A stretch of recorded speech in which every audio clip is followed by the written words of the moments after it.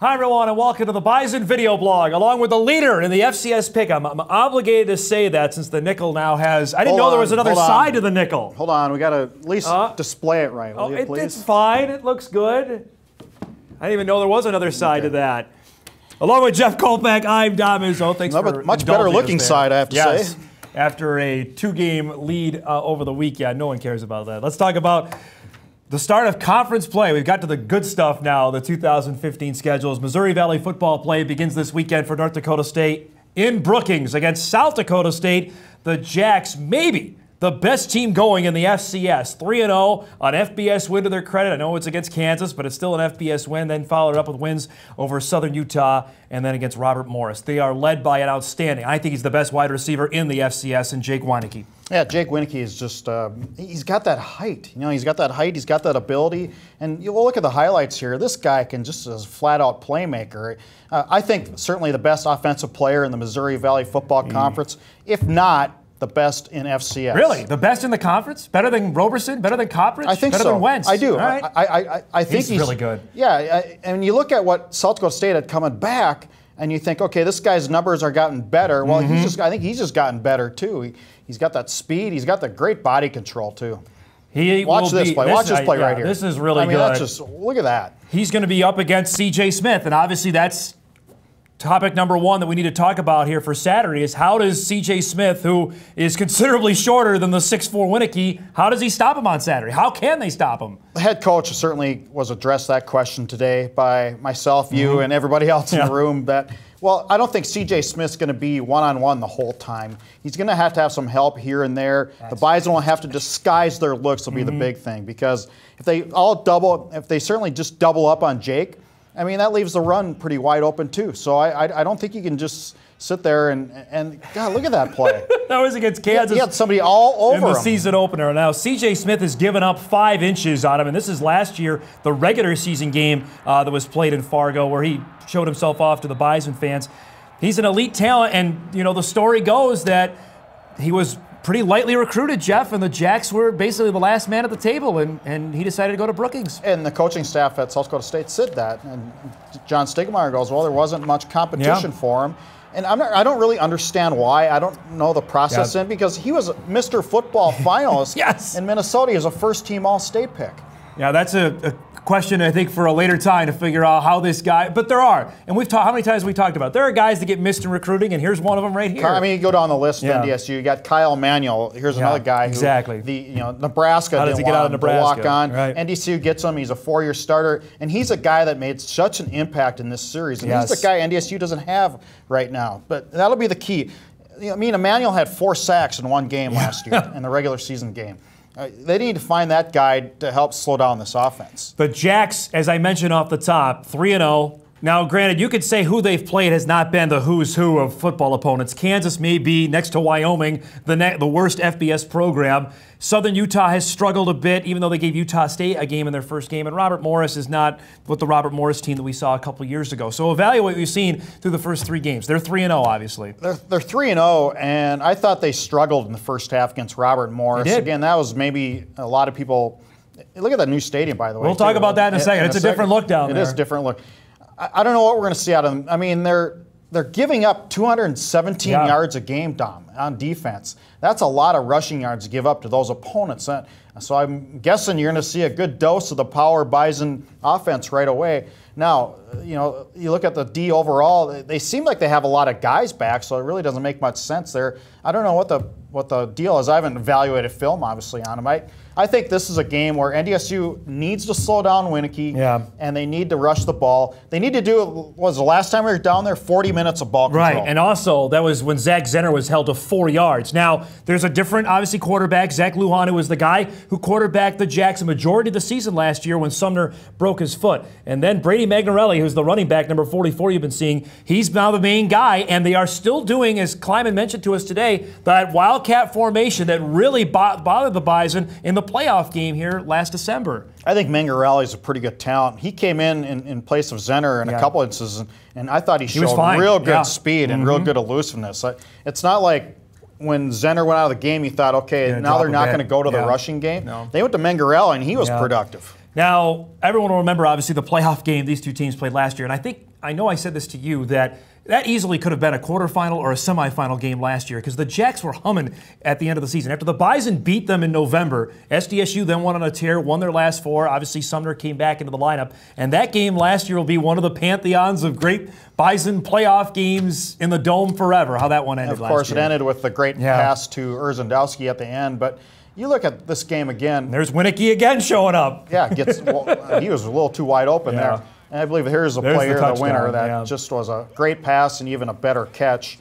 These games, again, they've been close. And this during a time when NDSU's won 4 straight titles. Correct.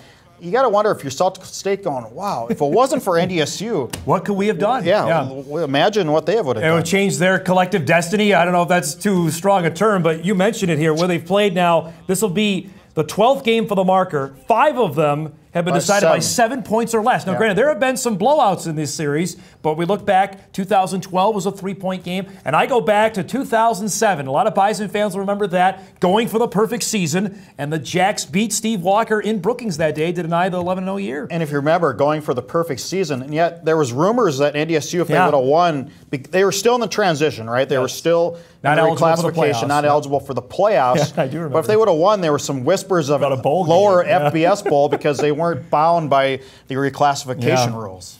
That would have been interesting if they would have made that. If they would have won that Hawaii, game. You would have loved that to get into that opportunity. Now, you mentioned during the highlight package there, first time that Bison fans and the team obviously will see the renovations that are going on. It will no longer be known as Coughlin Alumni Stadium next season. It'll be Dana Dykhouse Stadium, expanding to 19,000. It's still a grass surface for this year. How do you think, will that affect the game at all? We know the grass surface will, but what about the renovations going on around it? The players don't care. The players don't care where they play. I mean, NDSU does not do the Friday walkthrough. They get to the stadium Saturday. You know, if they need to look at it, they see it on film enough. The only thing the quarterback needs to know is where the play clock is. Yes. Okay, that's the biggest thing. Otherwise, whatever goes on, I don't think it makes it. The surface is a much bigger deal than the stadium. Now, they're playing this game obviously it's early October, so the Jacks have played a couple of home games on it, and obviously there are still high school teams that play on there as well, but it's not as beat up as it was, fans will remember, in 2011. It was the middle of October, Jeff, and it was destroyed by then. It was. It can, again, when will the next grass surface after this be, of this type of magnitude? Some people go, well, Frisco has grass. That's kind of jumping the gun, but where you can remember, of course, how that surface was destroyed in 2014 in the national title game. But there's really there's not a lot of grass. And to prepare, NDSU's been on grass all 2 weeks. There will be on all 2 weeks. You look at it as well for this magnitude now in the arms race as it is to get better facilities. The Jacks are making some awfully big leaps, obviously with their athletic facility right next to the new stadium. This is going to be a brand new look for Bison fans that were down there in 2013. That indoor practice facility, we went in there a couple of years ago. It is impressive. Should be a fun game. Night game as well. First one for the Bison this year. Jeff throws a technicality in that the Bison-Montana game ended in prime time, even though it was 6 o'clock Central. But this is a prime time. Felt like a night game. Well, the smoke and haze it did. But this is a prime time game. First time they played a night game since Weber State last year on the road out in Utah. That may have something to do. The big deal with that is the players have to sit around all day. Correct. Because it's all about routine. The players love the routine. To me, whether it's day or night, once a game starts, it doesn't really matter. But I think the biggest factor is, okay, what are they going to do all day? I want to ask you this before we get into looking what's going on with the Valley the rest of the weekend. In your mind, why has it been that the Bison have won 7 straight in this series? It's not been one play, but the Jacks have not won since 2009, and Nick Mertens was the quarterback then. Quarterback play, to me, is the biggest thing. The Bison have had better quarterback play over the last 5 years in this series. I really believe that. I'm glad you asked me the 5-game lead. Yes, you are a great FCS mind. What do you got for me? Obviously, I think the defensive tackles at NDSU have been better than the South Dakota State tackles. If you can shut down the rushing game of South Dakota State, and you shut down Zenner the way they have in the last few years, that tells me that that's just a better line of scrimmage game. NDSU's won this game at the line of scrimmage. So then that would be the onus then on Brian Schatz and Nate Tangway coming up on Saturday, you would say. They've showed it the last couple of weeks. No doubt. Look at the other games in the Valley, though, Jeffrey, this week. Northern Iowa plays at Illinois State. That's a noon start on Saturday, and that is like the appetizer for what may be the main event on Saturday night. That is obviously it's a playoff rematch. They're playing already for the 3rd time in 2 years. There's 2 heavyweight games going at it this week. I'm really curious to see how Northern Iowa handles Illinois State, if they win or that vice game, versa. Oh, let's say if UNI wins that game, they're 3-1 through what we thought was the toughest stretch in all of FCS. That's amazing. And this after losing their quarterback, David Johnson, Xavier Williams, their linebacker Farley. Yeah, that's really, really good. Pretty good. Indiana State goes to Mo State. We'll see if the Sycamores are a real tough place to play. Springfield, we've been there before. It's not always an easy place to play. Youngstown goes and plays at Vermilion this weekend.